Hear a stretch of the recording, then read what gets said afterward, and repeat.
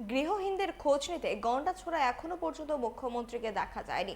শুধু তাই নয়, এই ঘটনায় এখনো দোষীদের গ্রেপ্তার নেই। বুধবার এই সমস্ত নানান অভিযোগ নিয়ে সাংবাদিক সম্মেলন করেন আমরা বাঙালি দলের রাজ্য সচিব গৌরাঙ্গ রুদ্রপাল।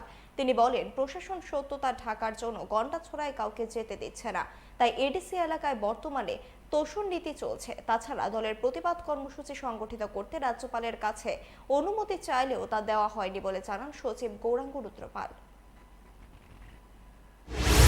আজ অব্দি যে বিষয়টা আমাদের কাছে সবচেয়ে আশ্চর্যের, যে মুখ্যমন্ত্রী আজ পর্যন্ত সেখানে যাননি। উনি কি এত ব্যস্ত?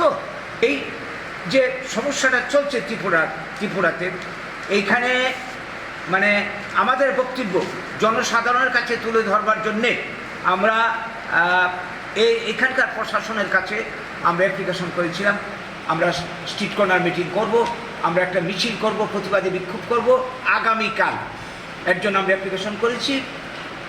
গতকাল আমাদেরকে অফিস থেকে, এসডিপিউ অফিস থেকে আমাদের একটা চিঠি দিয়ে ধরিয়ে দেওয়া হয়। আইন শৃঙ্খলার অজুহাত দেখিয়ে আমাদেরকে এই অনুমতি বাতিল করে দেওয়া হলো।